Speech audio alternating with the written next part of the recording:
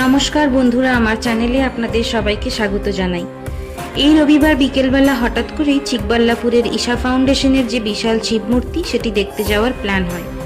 Plan মাফিক সন্ধ্যে 7টা নাগাদ আমরা পৌঁছে যাই, কারণ লাইট অ্যান্ড সাউন্ড শো শুরু হয় 7টা 15 থেকে।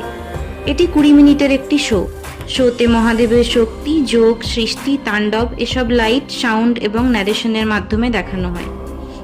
ঈশা ফাউন্ডেশনের যে মেন ব্রাঞ্চ সেটি আছে তামিলনাড়ুতে, কোয়েম্বাটোরে, তবে ব্যাঙ্গালোরের এই সেন্টারটিও বেশ পপুলার।